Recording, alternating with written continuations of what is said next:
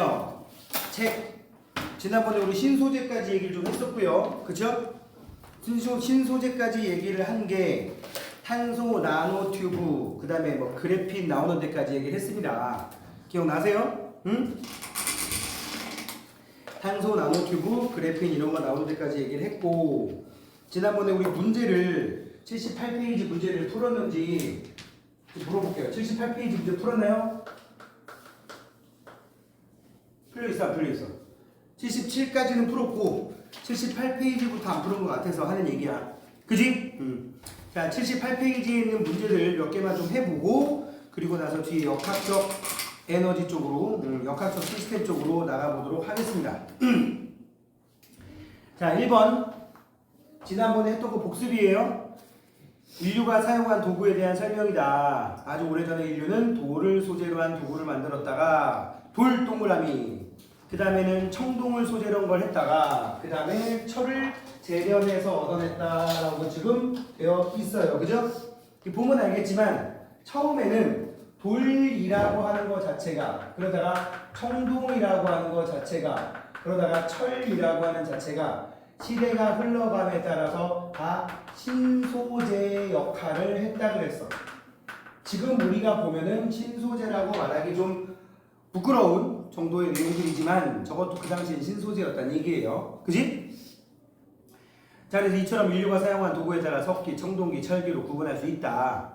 이에 대한 설명으로 옳은 것만을 고르면 문명의 발달은 인류가 사용한 소재와 상관없다, 관계없다. 틀렸지? 그 다음에 니은 새로운 성질을 가진 소재를 개발하면서 문명이 발달해 왔다. 그거를 우리는 신소재라고 얘기를 하는 거예요. 신소재라고 얘기를 하는 거고, 그 다음에 밑에 인류가 사용했던 소재에 따라 문명의 발달 단계 구분할 수 있다. 이건 여러분들 아실 거 아니에요. 석기 시대, 청동기 시대, 철기 시대 이렇게 구분하는 거 알죠? 정답은 니은 디귿이 되겠네. 자, 그 다음에 2번 반도체에 대한 얘기입니다. 뭐라고요? 반도체. 일단 원소기호로 규소나 저마늄 같이 주기율표의 몇 조 원소? 14조 원소들의 경우에는 순수 반도체 또는 천연 반도체라고 얘기를 하지만, 여기에 그냥 이 상태는 우리가 뭐 전자제품으로 쓰기 애매한 정도의 수준이라서 여기다가 불순물을 약간 첨가를 해서 우리가 불순물을 첨가하는 과정 도핑이라고 얘기했고요. 불순물을 첨가해서 만든 우리가 사용하는 거는 불순물 반도체라고 불리는 거라고. 여기 이제 좀 더 깊이 가면 어디 가서 나중에 첨가한 불순물이 뭐냐에 따라서 P형 반도체, N형 반도체라고 얘기를 하는데, 여기까지는 여러분들이 그냥 용어 정도만 알고 계세요. 알겠습니까? 이런 것들을 조합을 해서 우리가 여러 가지 전자제품에 사용하는 부품인 다이오드라든지 트랜지스터라든지 이런 것들을 반도체 부품으로 사용한다고 얘기를 했습니다. 들어본 적은 있죠? 그 다음에 이제 이 원리를 이용해서 무슨 뭐 발광 다이오드 등등등 여기다가 이제 우리 신소재로 뭐 그래핀이라든지 쭉 들어가는 것들인데, 자, 순수한 반도체에 순수한 규소에 소량의 다른 원소를 첨가하여 만든 것이다. 오케이. 첨가하는 과정을 뭐라고 한다고? 도핑. 불순물을 첨가하는 과정을 도핑이라고 하고, 이렇게 해서 우리가 사용을 합니다. 교류를 직류로 바꾸는 장치를 만들 수 있다. 이게 다이오드야. 교류를 직류로. 교류를 보통 AC라고 하거든. 직류는 DC라고 합니다. 이거 전자제품에 많이 써 있어요. 선생님이 요렇게 바꾸는 장치 중에 지난 시간에 언급한 게 뭐가 있었어요? 직류 전원 장치. 여러분 핸드폰 충전기 얘기했었지? 분명히 벽 콘센트에서 나오는 것들은 분명히 교류 전류, 플러스 마이너스 구분이 없는 그런 전류인데, 플러스 마이너스 구분이 있는 전류로 바꾸는 장치가 직류 전원 장치고, 거기엔 기본적으로 다이오드라는 녀석이 들어 있습니다. 알겠지? 참고로 알고 계시고요. 전기 전도성을 크게 하여 전력 손실이 없는 송전선, 이거는 초전도체라고 하는 신소재입니다. 무슨 도체? 초전도체, 신소재. 반도체에 대한 얘기가 아니라 이거는 신소재에 대한 얘기였어요. 지난 시간에 우리 초전도체 말고 또 뭐 있었어? 액정이라는 신소재도 있었고, 저기 좀 쓰다 말았던 그래핀이라는 신소재도 있었고, 탄소 나노튜브라는 것도 있었고, 뭐 이런 것도 있었지, 그지? 자, 이제 그거에 대한 얘기가 밑에 나옵니다. 답 일단 요거는 기억 니은이고요. 3번에 요거는 우리 사진 속에 나와 있는 그림을 보고 얘가 뭐다라는 걸 좀 알고 가자고. 일단 온도나 압력 등 조건에 따라서 전기 저항이 변하여 도체처럼 활용할 수 있다는 얘기는 이거 원래 도체가 아니라는 얘기잖아. 도체가 아닌데 도체처럼 활용한다. 그 뭐야? 도체와 도체가 아닌 절연체의 중간 성질을 띠고 있다. 이걸 세미컨덕터, 반도체라고 얘기를 한다고요. 이 물질을 이용해서 만들 수 있는 것으로 옳지 않은 것은 답은 4번입니다. 다 되는데 4번만 초전도 현상, 초전도체의 원리를 이용하게 됩니다. 지난번 쌤이 지하철 자기부상열차 노선 있는 거 얘기해줬죠? 그지? 아직 운행은 아직이 아니라 운행했다가 지금 말하는 거라서 운행 왜 안 할 것 같아? 그렇지. 돈이 결국 돈이 안 되니까 수지타산이 적당히 맞아야 될 거야. 정답은 4번이고요. 4번 초전도체에 대한 설명으로 옳은 것은 외부 자기장을 밀어내는 성질이 있다. 극저온 상태에서 그 현상을 우리는 무슨 효과라고 그랬죠? 우리 자석 위에 초전도체 떠 있는 거.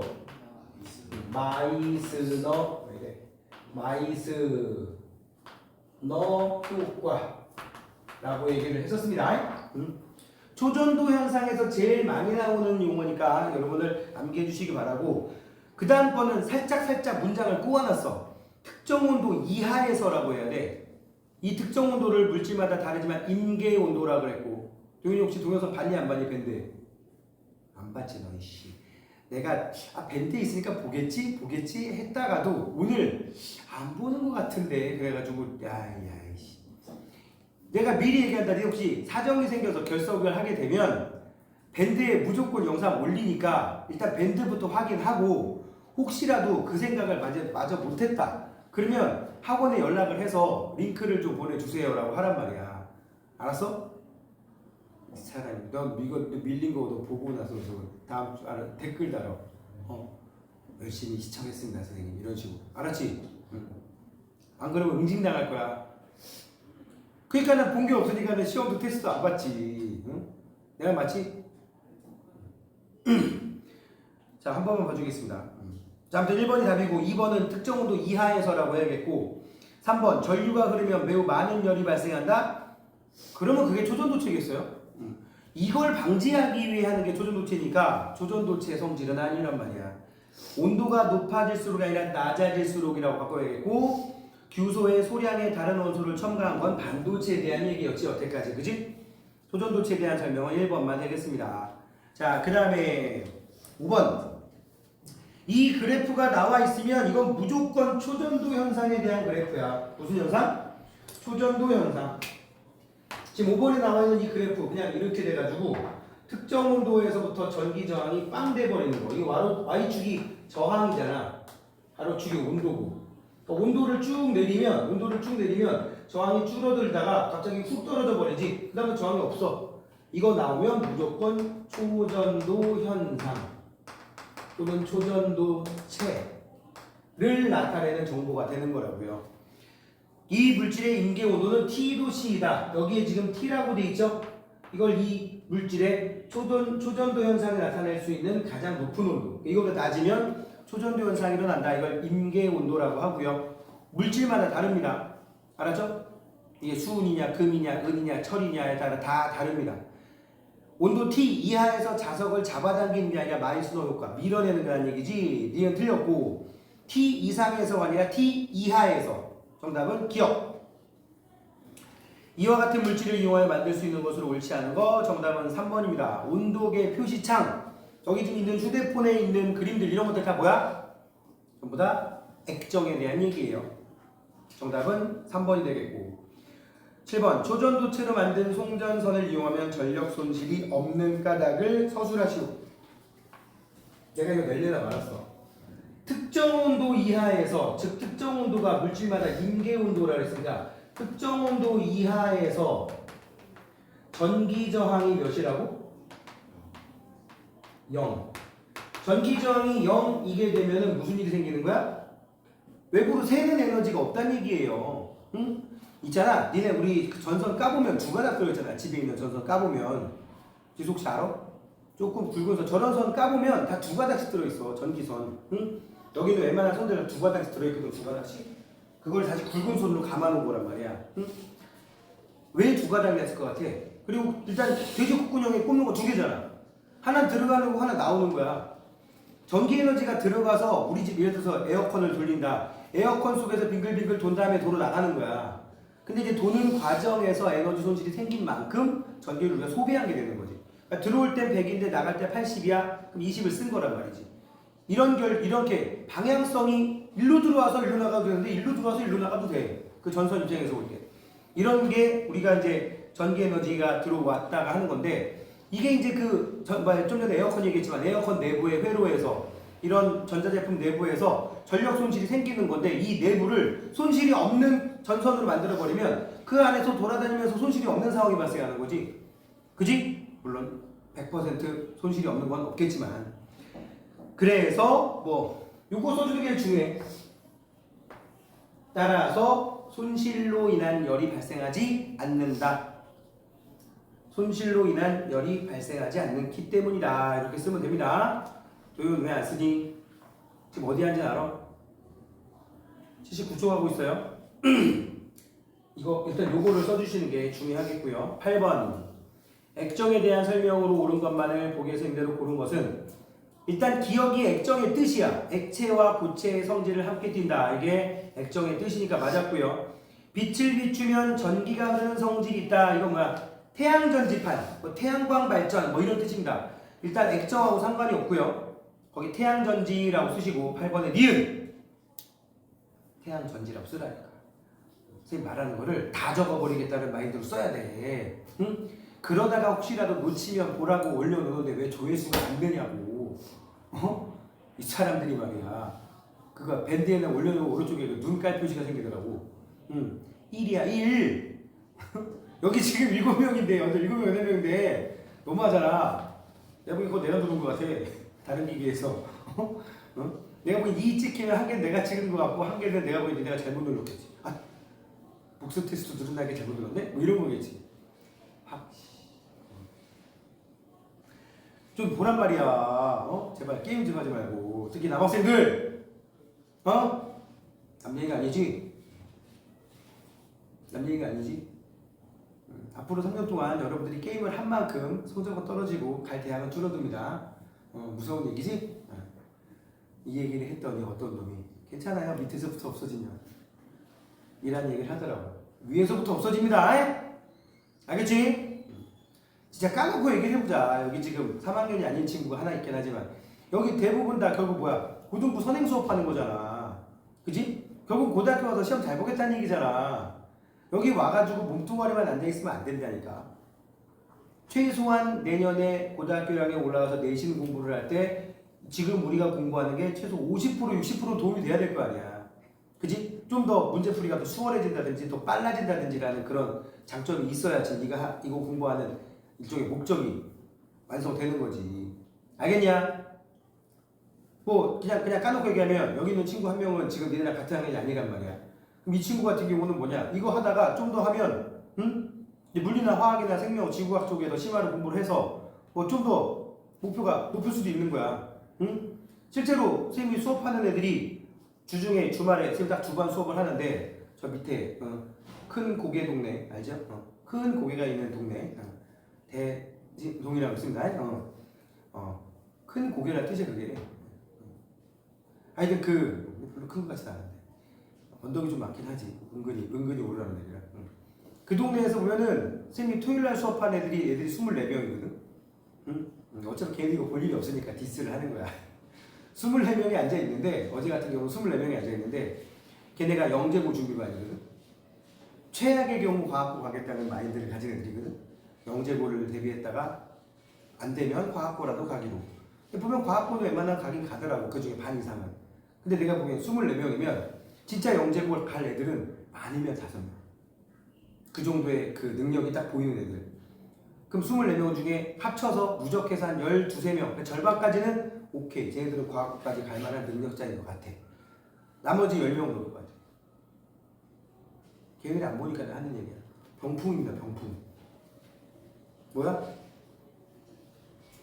그냥 왠지 좀 될 가능성이 없다고 하지 않을 수도 없지 않을까? 뭐 이런. 그래도 잘하면 되지 않을까? 라는 요만큼의 기대를 갖고 있는 친구들인데 그러면 안 돼. 진짜 빡세게 해야 돼, 빡세게. 알겠습니까? 토요일반 애들은 왜 이렇게 많냐? 그 24명 중에 지방 애들이 반이야. 어제 수업한 중에 제일 멀리 온. 네 생각해봐. 그 강남 대운동에서 수업하는데 제일 멀리 온 애가 어디서 왔을 것 같아? 참고로 거기 애들 다 중2 애들이야. 왜냐면 3학년 이미 끝났잖아. 그지? 영재고 입시, 과학고 입시 다 끝났거든. 그럼 진짜 2학년 애들이거든? 걔네 중2 애들인데 어디서 왔을 것 같아? 제일 멀리 온 애. 참고로 내가 멀리서 온 애가 여기 이 반에 껴있다는 거 몇 명은 있다는 건 알고 있었거든? 그 중에 이제 대전에서 온 애들은 딱 중학교 이름이 그 대전에 있는 중학교길래 내가 보고 알았어. 5명인가가 대전에서 오는 애들이야.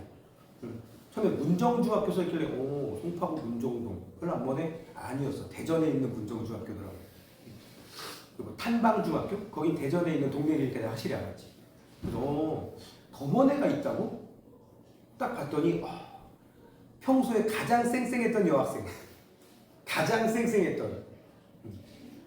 그냥 서여중이라고 써있길래 저쪽에 저기 방배동 쪽에 있는 그쪽에 무슨 서땡 초등학교 막 이런 데 많잖아. 서 무슨 여중 써있길래 그냥 그런가 보다 알고 봤더니 울산 서여중. 근데 웃기는 거 뭐냐? 지금 내가 그 얘기를 해주려는 거야. 걔가 제일 쌩쌩해, 수업생. 내가 보기에는 걔가 제일 피곤해 할 거 아니야. 아니야, 제일 쌩쌩해. 응? 그러니까 얘들도 욕심을 부리란 말이야. 그런 애들도 있는데. 응? 얘는 그런 상황은 아니잖아, 지금. 그지? 응? 그리고 제발 질문도 좀 하고. 자, 지금 잔소리였고요. 8번. 기억 맞고 니은 태양 전지라고 얘기했고요. 쓰란 말이야, 봐. 열심히 쓰라고. 디귿은 뭐야? 탄소 원자가 육각형 벌집 모양의 구조를 갖고 있다. 그러면 이거야. 그래핀 아니면 탄소 나노튜브. 근데 얇은 판이다. 흑연의 한 층을 떼어냈다. 그러면 그래핀이고, 이거는 뭐야? 튜브 모양으로 둥글게 길게 만들어놨다. 그러면 탄소 나노 튜브가 되는 거야. 알겠지? 둘이 똑같은 구조로 되어 있다고 얘기는 했습니다. 정답은 기억이 되겠고. 9번 액정 디스플레이 줄여서 뭐라 했어? 액체 liquefied. 응? 뭐 있었어? 또 하나. liquefied crystal display 줄여서 뭐라 했어? LCD 액정 디스플레이 줄여서 LCD라고 하는데 액정 들어가면 뭐냐면 액정 기억과 디귿이 되겠죠? 물론 디귿은 액정이라고 하기도 좀 그렇지만 요새 액정은 이 정도 급이 아니잖아요. 지금 니네 여기 온도계 표시창 내가 이 온도계 보고 싹 웃었어. 왜 웃었는지 혹시 아는 사람? 니네가 보기에 온도계가 맞긴 맞는데 좀 모양 이상하지 않아요? 저기 왼쪽에 좀 뾰족한 거 있지 않아요? 그지? 이렇게 생긴 온도계 볼 일이 딱 반려동물 키우지 않으면 이거 못 봅니다. 이거 고양이나 강아지 똥구녕에 꼽아서 온도 재는 그 온도계거든? 거기 그 얇은 부분이 쑥 들어가게 똥구멍에다가 쓱 꼽으면은 가끔 거기에 응가도 묻어나와요. 그 온도계라서 내가 좀 웃은 거야. 설마 이걸 입에다 넣겠어? 근데 그래서 웃은 거예요. 하필 호구마는 온도계 중에 이 온도계 사진에 넣어놨나 싶어서. 자, 정답은 1번이 되겠고요. 10번. 다음과 같은 특징을 가지고 있는 물질은 철 원자 사이에 다른 원소를 첨가하여 철 원자의 자기장 방향이 흐트러지지 않도록 만든 물질로 줄거 고출력 소형 스피커나 강력 모터. 그러면 강한 힘을 유발하는 거잖아. 강한 힘을 유발하게 되려면 참고로 그 모터를 돌아가게 하는 힘을 우린 전자기력이라고 부르는데 힘이 발생해서 그 힘으로 모터를 돌리거나 스피커의 진동판을 엄청 강하게 흔들어가지고 센 소리, 더 강한 소리를 만들게 만드는 게 여기 나온 고출력 스피커나 아니면 그 뭐라고 그랬어? 강력 모터라고 되어 있는데 여기 봐. 전류가 흐르는데 강한 자석까지 있으면 이 전류에 의한 힘, 전기력과 자석에 의한 힘이 상호작용을 해서 실제로 물체를 움직이게 하는 힘이 일어나게 됩니다. 이 전자기력을 이용해서 모터를 돌리면 그 돌린 모터를 선풍기에 연결하면 프로펠러가 달린 선풍기가 되는 거고 요새 전기차도 강력 모터야. 자기장은 자석을 이용하면 되는데 전기는 충전해야지. 그럼 전류가 흘러서 힘 생겨. 전류가 흘러서 전기장이 발생해. 자석에 의해 자기장이 발생해. 둘의 상호작용으로 이런 거 있지. 옛날에 중학 3학년 이거 나오지 않냐? 전류, 자기장, 힘 이런 거 있지 않았냐? 이렇게 뭐 아니면 이걸로 하든가. 근데 대부분 이걸로 합니다. 전류, 자기장, 힘 이런 식으로. 그지? 응? 힘 손바닥 방향 힘이고 뭐 이렇게 힘 작용하고 그걸 전자기력이라고 한다고. 자, 얘는 지금 뭐에 대한 얘기야? 강한 자석. 보기 중에 강한 자석이 뭐예요? 네오듐 자석이라고 얘기했죠? 답은 5번이 되겠어요. 자, 11번. 탄소 원자로 이루어진 물질 A와 이걸 이용할 수 있는 탄소 원자로 이루어진 거면 이거야. 그래핀, 탄소 나노튜브 더하기 플러렌이라고 있습니다. 플러렌. 쌤이 지난 시간에 그래핀 C라고 쓴다 그랬고 탄소 C라고 쓴다 그랬는데 플러렌만 C60으로 쓴다 그랬어요. 그죠? 응? 오각형과 육각형이 공 모양으로 축구공 모양으로 만들어져 있는 거를 뭐라고 한다고? 플러렌. 탄소로 이루어진 거 그럼 이 셋 중에 하나야. 근데 여기 가운데 있는 동그라미 속에 그림을 봤더니 이게 마치 빨대처럼 말려 있어, 공처럼 돼 있어, 그냥 펼쳐져 있어? 펼쳐져 있지? 그래핀에 대한 얘기입니다. A에다가 쓰세요. 그래핀. 이로부터 알 수 있는 물질 A의 성질로 오른 거 유연성이 있다. 그래서 휘어지는 디스플레이 같은 데 쓴다 그랬죠. 전기 전도성은 매우 큽니다. 이 세 개 다 공통점이야. 전기 전도성 다 큽니다. 철보다 강하고. 답은 기억 디귿. 그리고 무지하게 가볍다고 합니다. 그럼 12번 뭐겠어? 탄소, 나노, 튜브. 이에 대한 설명으로 옳은 거 기억 맞았고요. 그래핀이 나선형으로 말려있는 구조 맞았고요. 열 전도성 좋고 전기 전도성도 좋고 철보다 강하고 정답은 기억 니은. 13번 여러가지 신소재에 대한 설명 중 옳은 것은 옳지 않은 것은 초전도체는 자기부상 열차 이용한다고 했죠? 그지? 탄소 나노튜브는 실온에서 전기저항이 0. 참고로 실온이라는 건 한 20, 30도 정도라고 보시면 됩니다. 실온에서 전기저항이 0인 건 아직 없음. 한 2달 전에 실온에서 초전도 현상이 나타나는 물질을 우리나라 모 대학, 지금 대학 생각이 안 나는데 모 대학원생들이 박사 논문으로 공동 논문으로 발표했다고 그 얘기가 학술지에 살짝 실린 게 유출이 되면서 전 세계가 발칵 뒤집혔었어요. 과연 이게 가능하단 말이야? 뉴스도 막 나왔어요. 논문상으로 되는데 아직 시제품은 만들지 못했지만 얼마 되지 않아 가능하다라고 말이 돌았던 거야. 그래가지고 실제로 이 초전도체 관련된 회사들이 주가가 쫙쫙 올라갔어. 응? 나는 그걸 딱 보자마자 저게 말이 되는 소리야? 참고로 현재 초전도 현상이 영하 100도 근처에서 만들어지거든? 이게 영하 200도 근처에서 100도까지 올라오는데 50년, 60년 걸렸어. 응? 그리고 영하 100도 근처까지 온 지도 얼마 안 됐거든. 근데 이게 영하 10도에서만 나타나도 이건 진짜 세계적 발견이야. 영하 10도가 어려운 게 아니라 우리 냉장고에서도 구현할 수 있잖아. 이게 냉동실 영하 22도 정도 됩니다. 그럼 그 정도만 돼도 겨울에 좀만 추우면 초전도사가 생긴다는 얘기잖아. 말이 되냐고. 그래서 선생님이 뉴스를 보면서 와이프랑 뉴스를 보다가도 저게 뭔데? 했더니 이제 설명해줬더니 우와 그렇게 되면 진짜 장난 아니겠다. 뭐 전력 손실도 엄청 줄고 에너지 효율이 높아지니까 응? 뭐 발전소도 줄여도 되고 지금에 비하면 발전소 반 이상 줄여도 된다고. 와 그렇게 얘기를 하는데 내가 옆에서 근데 저거 사귈 것 같아. 불가능이야. 저거 되면 저 사람은 신이 되는 거야. 응? 근데 결국은 누구야? 정확히 2주 전인가 한 주 전인가 내가 딱 정확히 그 강남의 언주역 옆에를 지나고 있을 때 그 뉴스를 들었어. 걔네들이 나 만들어 놓은 설계도 가지고 시제품 만들어 놨는데 실패했다고. 계속 실패할 거야. 내 얘기 결론은 뭐야? 실온에서 전기 저항이 0 되는 건 내가 보기엔 니네가 내 나이쯤 되면은 좀 가능해지지 않을까 싶긴 합니다. 아직 시기상조란 얘기예요. 없어요 그런 거. 탄소 나노튜브건 그래핀이건 뭐 플러린이건 뭐건 뭐 세상 두 쪽이 나든 간에 실온에서 전기 저항이 0이다? 아직 불가능. 이건 이제 니네들의 몫이야. 내일이 나중에 대학을 가서 또 과학을 발전시키는데 기여를 하게 되면 이것도 이제 연구 주제가 될 수 있는 거라고. 아무튼 답은 2번입니다. 3번, 4번, 5번 읽어보시면 되겠죠. 그지? 자, 그 다음에 14번. 자연을 모방한 신소재로 만든 걸 나타낸 거다. 첫 번째 그림은 방탄복 그림이고요. 책을 봐라. 멍 때리지 말고. 진짜 냉정한 소리 하면 이렇게 주말에 일요일날 와가지고 수업을 듣는데 멍 때리고 앉아있을 거면 안 듣는 게 나아. 그냥 집에서 쉬는 게 나아. 알았어? 응? 차라리 학원비로 맛있는 거 사 먹는 게 나아. 도미노 피자 1+1 시켜가지고 막 열심히 쳐먹는 거야. 그래 안 그래? 놀러도 가고 말이야. 워터파크도 가고. 그러고도 남잖아 돈이. 그지? 그런 데 쓰라고. 와가지고 멍 때리고 있지 말라고. 절대로. 자, 가는 방탄복이고요. 나는 니네들 용어를 줄게. 찍찍이. 그지? 말고 또 뭐 있어? 베크로 테이프. 누가 베크로 테이프라 그래? 왠지 이쪽에 이거 베크로 테이프로 연결하면 뭔가 잘 때 웃기구네. 찍찍이. 그지? 자, 그 다음 다는 전신 수영복입니다.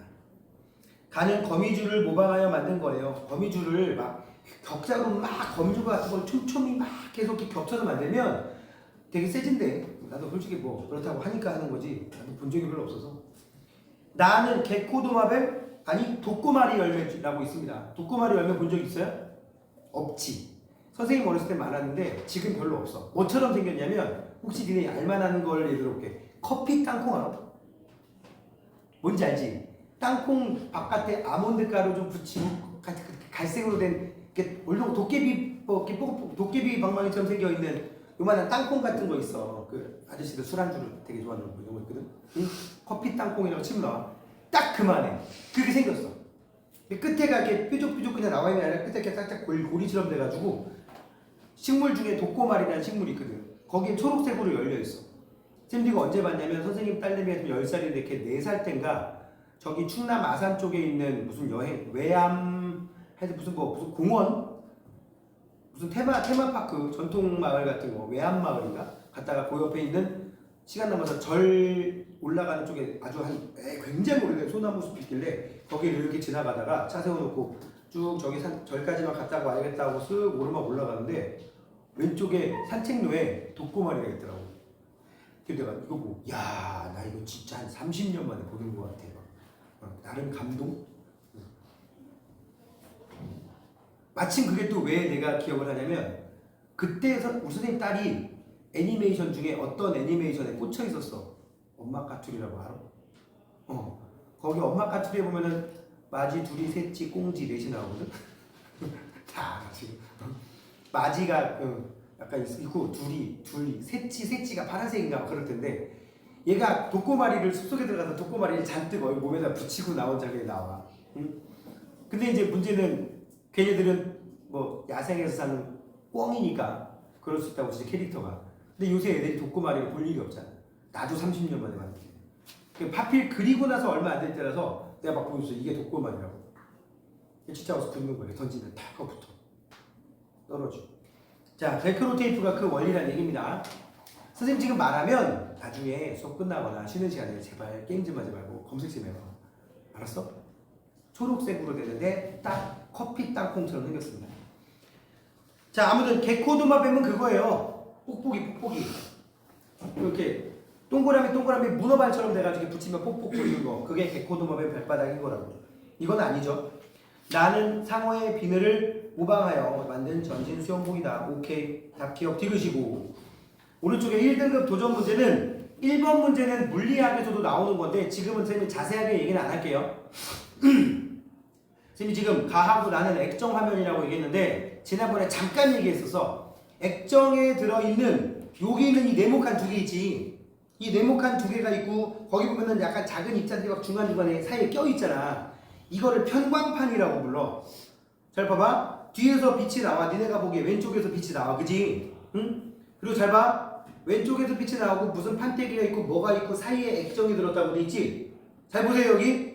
이쪽에서 빛이 나오고 판 두 개 있어. 응? 이게 이렇게 돼 있는 거야. 여기가 모니터야. 요 두 번째 편광판 오른쪽에 있는 수평 편광판 앞쪽이 모니터야. 모니터 뒤에 여기 봐. 빛이 나오고 빛이 쫙 하고 나오면 편광판 하나를 지나고 액정을 지나고 두 번째 편광판을 지나서 니네한테 영상이 표시가 되는 거라고 생각하면 돼. 근데 여기 있는 이 편광판 하나, 편광판 하나, 편광판 하나가 다 하나하나의 화소야. 얼마인지 알겠어? 그러니까 편광판과 편광판 사이에 액정이 들어있는 게 1000만 개 있으면 1000만 화소야. 1억 개 있으면 1억 화소라고. 알겠어? 무슨 말인지? 그래가지고 이게 미세하게 컨트롤이 돼. 이렇게 되면은 안 보이다가 이렇게 되면 보이다가 이렇게 되면 안 보이다가 이렇게 되면 보이다가 이렇게 되면 빛이 반만 통과하고 이런 식으로 그걸 가지고 이 화소 하나에 빨초파 세 가지 색깔이 다 들어있거든. 빛의 삼원색이잖아. 이거의 세기를 각각 조절해서 얘는 빨초는 빛이 통과하는데 파란색을 가려버렸다 못 지나가게. 그럼 니네한테 이 점이 노랗게 보이는 거야. 세 개가 다 빛이 통과했다. 동일한 세기로 흰색으로 보이는 거야. 하나도 통과를 못하게 빨초파를 다 막았어. 검은색으로 보이는 거야. 빨간색하고 파란색을 섞었어. 그 뭐야? 자주색으로 보이는 거야. 이런 식으로. 초록색하고 파란색만 섞었고 빨간색을 잘라냈어. 못 지나가게. 그 뭐야? 청록색으로 보이는 거야. 이것들을 조절하는 거를 우리는 액정에 전압이 걸렸다, 걸리지 않았다라고 얘기하는데 전압이 걸리지 않으면 빛이 통과해서 그냥 하얀 거야. 아무것도 안 보여. 응? 근데 아까 얘기했지. 빨초파 중에 하나를 가려. 전압이 걸리면 하나의 빛을 끊어버리는 역할을 하는 거야. 그럼 아까도 말했지만 파란색을 잘라먹고 빨초만 딱 너네한테 쏘면 뭐가 되는 거야? 노란색이 되는 거라고. 이거 중학교 1학년인가 과학 시간에 막 이거랑 섞으면 뭐 나오고 막 하지 않았냐? 동그라미 3개 막 그려져 있고 그지? 그런 거에 원리를 이용했다는 얘기예요. 전압이 걸리면 오히려 빛이 차단될 수 있다. 특정한 색깔을. 그럼 나머지 색깔의 세기가 주고 여러 색깔을 만들 수가 있는 거라고요. 그러니까 왼쪽 게 전압이 걸리지 않은 거고 오른쪽 게 전압이 오히려 걸린 거야. 여기까지만 알고 계시면 됩니다. 뭐 그 속에서 빛이 뒤틀렸다는 둥 뭐 이런 거 몰라도 돼. 빛은 횡파기 때문에 이런 얘기는 이제 물리로 가야 되기 때문에 그 정도만 할게. 기억 틀렸고요. 액정 분자의 배열을 조절해서 빛의 세기를 조절한다 라고 얘기했지. 그래서 통과하게, 못 통과하게, 많이 통과하게, 적게 통과하게. 디귿은 여태까지 계속 액정 얘기할 때 얘기했던 거고요. 답은 니은 디귿입니다. 그 다음에 2번 유기발광 다이오드 오가닉 리퀴디드 이미팅 다이오드라 그래가지고 OLED, OLED라고 얘기하는데 자, 그 다음에 나는 자석 위에 초전도체 무슨 효과? 마이스너 효과. 그지? 답이 될 거예요. 마이스너 효과 틀리면 응징하겠어. 가는 별도의 광원이 필요 없다. 그래서 얇아. LCD는 뒤에 빛을 쏘는 형광등이 얇게 있어야 되고 편광판 2개 있고 벨트 다 해야 되는데 LED는 점 하나하나가 광원이야. 그냥 그거 하나하나가 색깔이 막 자기 맘대로 바뀌어. 응? 근데 가끔씩 길거리에 간판 보면 요새는 좀 더 유행이 한물 갔는데 옛날에 막 건물 크다란 건물에 막 무슨 뭐 학원 여기는 무슨 뭐 와플 대학 막 연락에 막 간판 막 붙였으면 정신 없잖아. 그지? 지금도 지방 중소도시 가보면 커다란 쇼핑센터 건물에 아예 건물의 한쪽 벽에다 간판으로 만든 막 진짜 정신없는 데 있거든. 응? 본 적 있을 거야. 좀 지저분해. 그거를 정비하던 시절이 있어서 한 16년 전쯤에 너무 보기 흉하다. 그래가지고 다 그냥 좀 작게 깔끔하게 해가지고 다 통일해가지고 그냥 노란색으로 무슨 뭐 SH 과학하고 딱 이렇게 써놓는 거야. 근데 색깔이 막 바뀌어. 본 적 있지, 그지? 갑자기 노란색이었는데 갑자기 좀 있다 보면 초록색도 있고 빨간색도 있고 주황색도 있고 버스에 신호 걸려 서서 이렇게 보는데도 그 사이에 색깔 바뀌고 막 이런 거 있지? 그게 LED야. 별다른 광원 필요 없이 그냥 거기서 계속 얘가 주기적으로 세기를 조절하면 색깔 자체가 바뀌어 버리는 거. 그러니까 얘는 그렇게 두껍지가 않아도 됩니다. 장치도 그렇게 복잡하지 않고요. 자, 기억 맞고요. 니은 나의 초전도체로 전류가 흘러도 열이 발생하지 않는 적도선을 만들 수 있다. 맞지? 이론상 아직은 실온에서는 힘들다고 얘기했고 가 나와 같은 장치나 현상은 물질의 자기적 성질을 이용한 겁니다. 무슨 성질? 자기적 성질. 그래서 정답은 기억 니은이 되겠죠. 뭐 딴 거 가는 모르더라도 나는 자기적 성질이라고 할 수 있잖아. 3번에 초전도체 또는 초전도 현상. 이 물질이 뭔지는 모르겠지만 4.2켈빈 이 정도면 영하 269도가 좀 안 되는 거거든. 영하 298.9도 뭐 이쯤 된단 말이야. 이 물질의 임계 온도는 4.2켈빈이다. 네, 뭔지는 몰라요. 셈은 알죠. 수은이에요, 수은. 니는 몰라도 돼.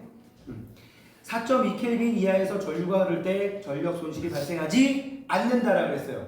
발생하면 이거를 왜 해야 되는 거야? 그치? 열심히 공부하면 대학을 좋은 데 못 간대. 그 뭐 하려고 열심히 공부해? 그렇잖아.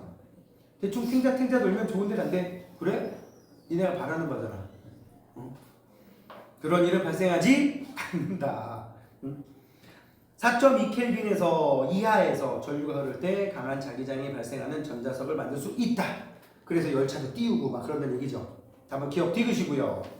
4번 가와나는 모두 탄소 원자로 이루어진 나노 물질이다. 가는 탄소 나노 튜브. 나는 뭐라 그랬어? 그래핀이라고 얘기했죠. 둘 다 화학식으로 어떻게 쓴다? C라고 쓴다. C. 그냥 탄소기 때문에 가는 탄소 나노 튜브. 나는 그래핀이다. 맞았고, 그 다음에 가는 첨단 현미경의 탐침에 이용된다. 마치 주사바늘 같은 역할을 한다는 얘기예요. 이게 관처럼 돼 있어서 말려 있어서 그럴 수가 있습니다.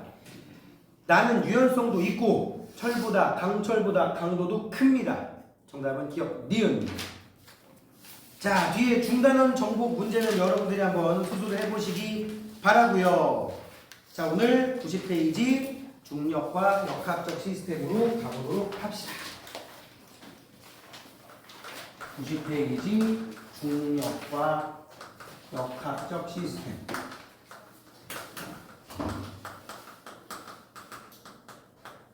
근데 궁금해서 물어보는 건데, 니네가 문제를 풀고 나면 선생님 거기다가 빠르면 한 2-30분 내에, 늦어도 1-2시간 내에 얼마나 채점이, 채점에서 거기다 내가 뭐라 써놓잖아. 그러면 니네한테 알림 뜸? 근데 저놈은 왜 절반 안 풀었다고 내가 안 풀었다고 써놨는데 왜 확인을 안 하냐? 알림 안 떠? 얘도 뜬대잖아. 안 떠? 하여튼 올려놓고 여기 오기 전에 최소한 만약에 토요일날 쌤이 보통 한 12시 전으로 올려놓으니까 토요일 오전 중에 올려놓거든 대부분. 올려놓고 나면 니네들이 풀고 나서 푸는 애들이 보니까 반 이상이 토요일날 풉니다. 풀고 심심할 때 한 번씩 봐 들어와서 거기 내가 채점해놨으니까. 그리고 맞지? 그러지 말자고. 한 번 더 보라고. 나는 니네가 풀어놓으면 알림이 딱 뜨는데 누가 답변 제출했습니다 이렇게 뜨는데. 자, 하여튼 확인 꼭 하시고요. 그리고 만약에 안 배운 걸 냈으면 오늘처럼 간단하게 이 예습해보라는 차원에서 낸 거니까 그래도 해. 자, 아무튼 90쪽 제목이 중력과 역학적 시스템이에요. 중력이라는 힘은 태어나서 한 100만 번 들어봤죠? 90만 번? 120만 번? 하여튼 되게 많이, 지겹게 많이 들어봤죠? 중력이 뭐예요? 이게 도대체 뭐야?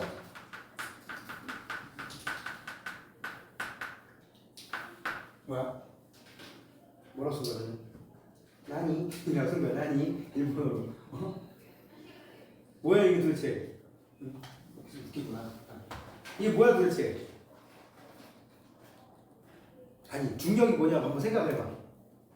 한자로 써줄게, 한자로.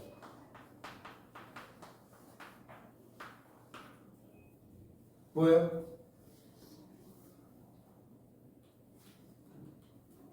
영어로 써줄게, 영어로.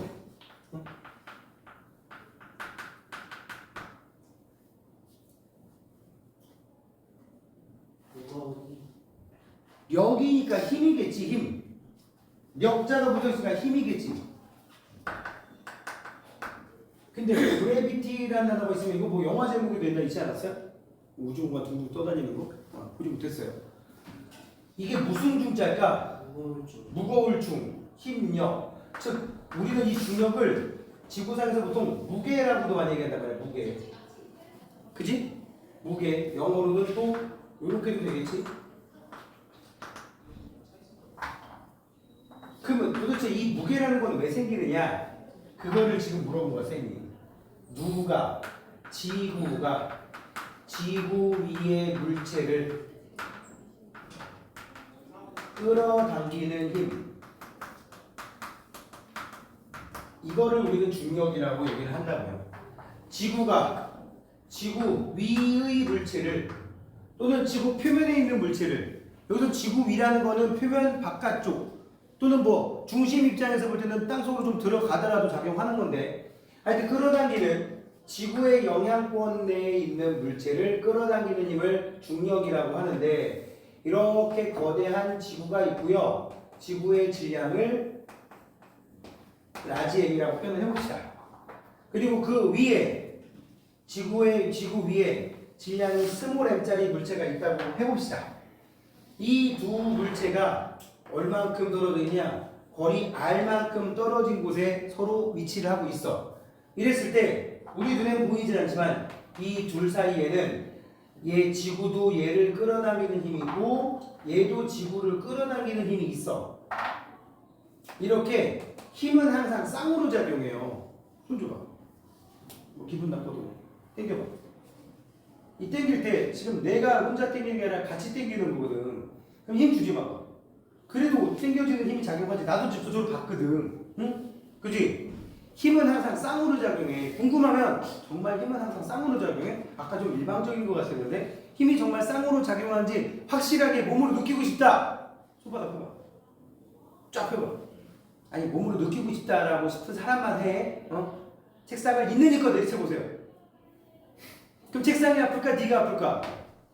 둘 다 아프지. 책상을 말을 못하지. 자 시작. 힘이 남아네. 이것들 봐라. 간접 경험도 경험이니까 인생 그렇게 살지 마. 알았어? 이렇게 힘은 항상 쌍으로 작용하는데 중력도 그런 경우란 말이야. 중력 잘 봐. 중력보다 좀 더 윗 단계에 해당하는 단어를 써볼게요. 이것도 여러분들이 한 20만 번은 들어봤을 거예요. 들어봤지? 만유인력 무슨 뜻이야? 오늘 어쩔 수 없이 한자를 많이 쓸 수밖에 없어. 1만 만자거든? 오늘 만원만 할 때 그 만자야. 맞지? 만. 그 다음에 당길 인, 힘력, 있을 유. 그럼 세상에 존재하는 만 가지의 물체들 사이에는 서로 끌어당기는 힘이 있다. 여기서 1만 만자긴 하지만 이거의 의미는 올이라는 뜻이야. 올. 세상에 존재하는 수만 가지 물체 그러면 정말 만 가지야? 그냥 10,000대 그냥 무조건? 아니야. 이건 all of thing 이 뜻이야. 대신에 조건이 있지. 질량을 가진 모든 물체들 사이에는 서로 힘 상호작용한다 했지? 서로 끌어당기는, 자 1만만 질량을 가진 올 서로 당기는 힘이 있다. 이게 만유인력이고요. 이랬을 때 이 만유인력은 어떻게 정의하느냐? 여기에 질량이 M1인 놈이 있고 여기에 질량이 M2인 놈이 있어. 이 둘 사이가 거리가 R만큼 떨어져 있다 라고 했을 때 우리 눈에는 보이지 않지만 얘도 얘쪽으로 얘를 잡아당기고 얘도 이쪽으로 얘를 잡아당겨. 크기는 같고 방향은 반대인 힘이 늘 나타나게 되는데 이 힘을 만유인력이라고 정의하고 이 만유인력을 어떻게 정의했냐? M1 곱하기 M2 둘의 질량의 곱에 비례하고 거리 R의 제곱에 반비례하는 힘으로 정의를 합니다. 그리고 앞에 만유인력 상수라고 하는 G값을 붙여주고, 이거는 사람들이 과학자들이 측정해 놨으니까 우리는 그냥 G는 6.67 곱하기 10의 마이너스 11제곱 뉴턴 미터의 제곱 퍼 킬로그램의 제곱이래. 그 풀면 돼 그냥. 외우는 거 아니야.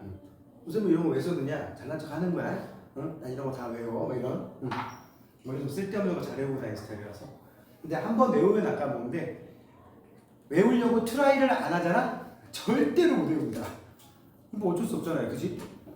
좀 쓸데없는 거 외우는 거 중에 제일 어디서 자랑할 만한 거. 제일 긴 영어 단어 스펠링. 아는 사람. 그 알파벳 45개짜리. 들어보긴 했지. 병이 아니에요. 그래, 폐에 얹히기는 진폐증이라는 데 뉴몬 울트라 마이크로스코픽 시리코 볼케노 코니오시스라는 그런 단어가 있어요. 그치? 어디 가서 자랑할 만한 게 그거 하나. 또 하나는 뭐냐? 얘기해봐. 조선시대 왕 순서. 아, 이건 개나소나 다 외웁니다. 어? 그지? 그래 안 그래? 태성태세 분단세 이성여주 임명선 다 외우잖아. 그지? 난 그래도 외워. 대해정관 경성모 현덕정문 순서는 육숙의 인의 명신희 강고헌 열선숙 해목정 공우창고 이렇게 본다고. 그러니까 내 말은 사람이 외우려고 하면 한도 끝도 없어. 근데 문제는 안 외운다는 거지. 이거랑 비슷한 얘기를 니한테 또 잔소리를 하면 뭔 줄 알아? 니네는 공부를 안 하는 거야. 공부 못한 새끼들은 없어. 여기 생긴 거 봐라. 다 똘똘하게 생겼잖아 나보다. 물론 거짓말 살짝 섞이긴 했습니다만 그냥 다수결로 얘기하는 거예요. 물론 간혹이 있지만 저 새끼는 딱 봐도 못하게 생겼다 그런 놈이 가끔 있긴 하지만 대놓고 얘기 못하죠. 나도 지금 두고 대놓고 내 너라고 얘기 안 하고 있잖아 지금. 그지? 그러니까 이런 식으로 집어서 얘기 안 하잖아.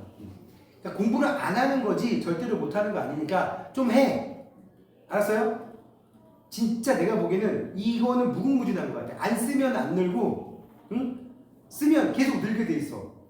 가끔씩 쌤이 이제 이런 식으로 막 하다가 쌤은 이제 메인이 지구학 선생님이다 보니까 솔직히 계산을 자세하게 좀 복잡하게 할 일은 별로 없거든. 수능 문제 풀 때도 20문제를 풀면 조금 예를 들어 뭐 루트 2가 나올 정도의 무리수가 등장하는 문제가 요새 간혹 한 번씩 나오거든. 그거 아니면 솔직히 계산할 일도 없어. 그러다 보니까 연산 능력이 점점 떨어지는 거야. 내가 어느 날 구구단을 틀리고 앉아있더라니까. 응? 예전에 고3 수업 풀어주다가 이거 3년 전에 실제로 있었던 일이야. 고3 애들 문제 계산 문제가 나와가지고 막 풀어주다가 계산을 해야 될 일이 생겼어. 응? 이게 수능 2주 전 얘기야. 수능 한 4년 전 수능 2주 전 얘기. 막 풀어주다가 야 이렇게 하면 이거 올라가고 여기 남은 게 6이랑 8이잖아. 그럼 6, 8은 72지. 이게 내들이 그런 거야. 거기서 이제 이상해졌잖아. 68에 48인데 68에 72지 했더니 애들이 네 그래가지고 쫙 가는데 거기서부터 말렸으니 뒤에 답이 나오겠니? 보기에 답이 없지. 그래서 이렇게 쭉 때려봤어. 칠판에 쫙 써놨으니까. 이러고 쭉 때려보다가 야 검사해보자. 왜 보기에 답이 없지? 우리 뭐 실수했나? 68에 72 맞잖아. 애들 네. 애들 두 번이나 네. 왜 답이 없지? 그래놓고 우리가 절차상으로 틀린 게 없으니까 1, 2, 3, 4, 5 중에 답이 없으니까 야 정답은 6번 이러고 이거 문제 잘못된 거 같지 않냐? 네 그래가지고 넘어갔어. 근데 아까 봐서 알겠지만 쌤이 멀티가 돼. 그 다음 문제를 풀면서 느낌이 쎄해가지고 속으로 내 든 생각이 뭔 줄 알아? 다음 문제 푸는데 한 6에다가 10을 곱해야 60밖에 안 되는데 왜 6, 8에 70이지? 그래가지고 다음 문제를 풀면서 속으로 다음주에 애들이랑 풀어주면서 이 속으로 막 했어. 6, 8에 48인 거야. 그래서 다음 문제 풀다가 쫙 연기를 시작했지. 이 새끼들 봐라 정신 못 차리네.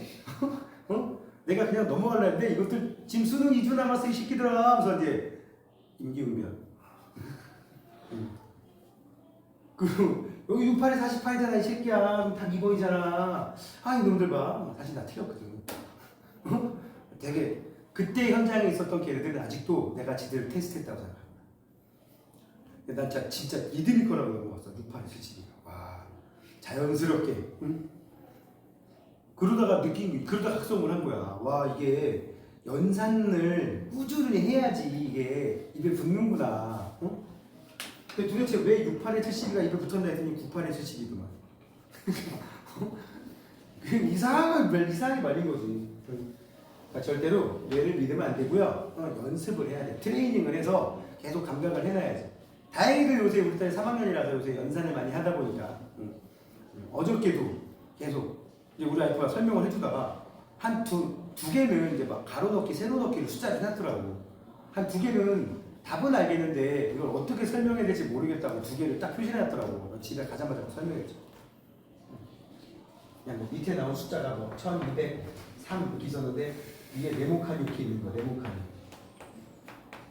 그리고 여기 네 자릿수가 이렇게 세로로 들어가는데 밑으로 내려가면 내려갈수록 2씩 줄어드는 홀수로 쓰래요.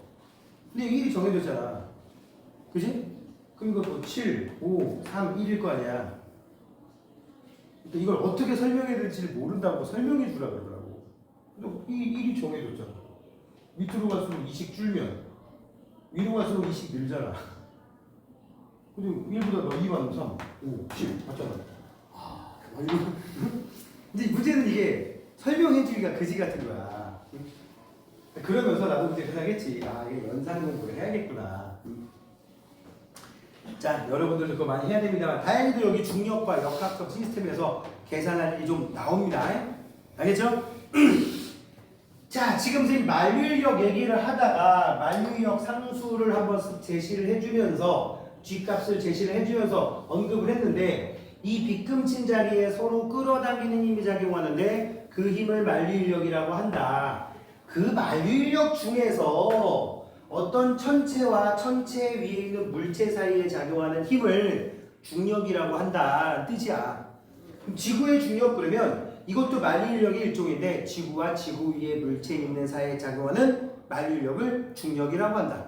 화성과 화성 위에 올라가 있는 탐사선 사이에 작용하는 힘은 화성의 중력이 되겠고 목성에 있는 탐사선이 있으면 목성과 목성의 위성인 유로파라는 행성이 있으면 행성이 된다. 위성이 있으면 둘 사이에 작용하는 건 또 목성의 중력이다 이렇게 얘기할 수가 있는 거라고요. 알겠지? 자, 거기 중력 볼까요? 90쪽 위에 보통 지구가 물체를 끌어당기는 힘을 의미하지만 줄거 거기 질량을 가진 모든 물체 사이에 상호작용하는 힘이다. 그러니까 만류인력이라는 말하고 굳이 이렇게 막 혼용해서 써도 상관은 없습니다. 알겠죠? 대신에 질량을 가졌더라도 여기 보면 알겠지만 거리가 굉장히 멀면 힘이 커지겠어 약해지겠어? 약해지겠지. 질량이 하나라도 질량이 크면 이 F가 커지는 거야. 하지만 R값이 크면 어떻게 돼? 너무 멀리 있는 거니까 영향이 줄어들겠지. 그래서 굳이 지구의 중력을 만류인력과 조금 다르게 쓴다고 하면 여기도 만류인력의 일종이니까 G값 붙여주고요. 지구의 질량, 지구에 있는 물체의 질량, 그 다음에 지구의 반지름 이 정도로 쓴다고. 왜냐면 지구 반지름 약 6,400km 정도 되는데 미터로 바꾸면 6,400km면 하나, 둘, 셋 미터거든? 640만 미터가 된단 말이야.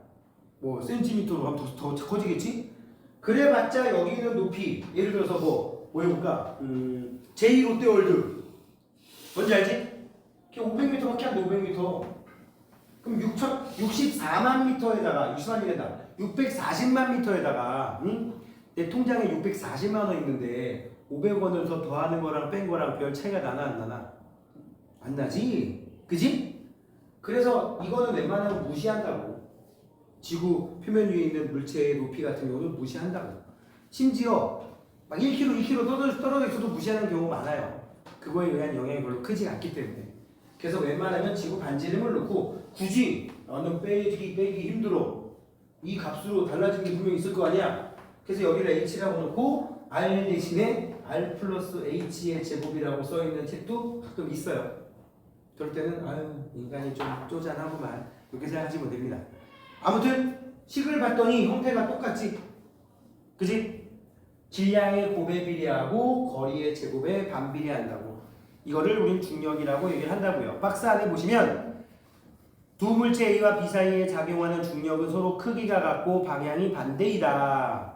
그 다음에 질량이 클수록 비례하고요. 그죠? 질량이 클수록 M값에 M의 곱에 비례하고요. 거리의 제곱에 반비례한다는 걸 알 수가 있습니다. 그리고 이제 그 사과 그림 왼쪽 보세요. 지구가 물체를 당기는 힘을 지구의 중력이라고 하는데 물체는 지구 중심을 향하는 방향으로 중력을 받는다. 뒤에다 쓸 거야. 세 글자 가로치고 이론상. 무슨 상? 이론상 그렇다고. 이론상. 실제로는 아닐 수도 있어요. 자 보세요. 지구가 이렇게 있단 말이야. 말도 안 되지만 지구가 자전축이 똑바로 했다고 해볼게. 그지? 이게 지구의 적도야. 그리고 여기 이렇게 물체가 있어. 여기가 물체가 있는데 우리는 지금 만류인력의 방향을 어느 방향이라고 했어요? 지구 중심 방향을 만류인력의 방향이라고 얘기를 했습니다. 그죠? 그런데 지구가 자전을 하기 때문에 이 자전축에 대해서 수직 방향으로 힘이 나타나. 이 힘을 우린 뭐라고 하느냐? 원심력이라고 합니다. 무슨 력? 원심력. 그러면 한 물체에 힘이 두 개가 등장하면 우리 합력 구하는 거 중학교 1학년 때가 배웠지, 그지? 그래 안 그래? 요게 합력 방향인 거잖아, 이 빨간색이. 이게 실제로는 중력 방향이라서 정확히 중력 방향은 지구 중심 방향을 가리키지는 않아요. 하지만 고1 내용까지는 그냥 그렇다고 친다고. 고1 내용까지는. 선생님 지금 그래서 그냥 이론사항이라고 쓰는 얘기야. 별일 없으면 원심력을 무시한다면 지구 중심 방향으로 중력을 받는다라고 보통 얘기한다고. 그리고 지구에서 중력의 크기 요렇게도 구하지만 이게 결국은 뭐야? 이게 결국은 뭐라고? 아까 얘기했잖아. 무게라고, 무게. 중학교 책에서 질량 m짜리 녀석의 무게는 곱하기 9.8이잖아. 이게 9.8 미터 퍼 세크 제곱이거든. 우리 질량 1kg짜리를 무게로 바꾸면 9.8N이라고 했잖아. 그게 왜냐? 뒤에 곱하는 요 쌤이 지금 소문자로 G자 썼는데 이거를 만류인력 상수에 대응되는 만류인력 상수는 아니고 지구에서의 중력 가속도, 지구의 중력 가속도라고 불러서 보통 중학교에서는 9.8이라는 상수 취급했던 겁니다. 사실은 이것도 동네에 따라 달라요. 여기에 따라 다른데 평균적으로 그렇다고 치자라는 거예요. 그래서 결국 뭐야? 이거를 질량 곱하기 중력 가속도 요렇게 해서 mg로 표현해도 된다고요. 알겠습니까? 중력이 mg, 중력은 r제곱분의 라지 m 스몰 m 뭐 대문자 G자 붙여도 되고요. 이렇게 해서 구한 중력이나 이렇게 해서 구한 무게나 같은 물체가 같은 장소에 있으면 같게 나와야 된다고. 알겠습니까? 자, 그래서 이런 힘이 지구상에서 물체의 움직임을 일으키는 가장 중요한 힘인데, 그래서 힘이 작용해서 물체가 빨라지고 느려지고 방향이 바뀌고 하는 그런 과정이 지구에서 일어나고 있는데, 지구뿐만 아니라 뭐 우주 전체에서 일어나고 있는데, 그런 시스템을 우리는 뭐라고 한다?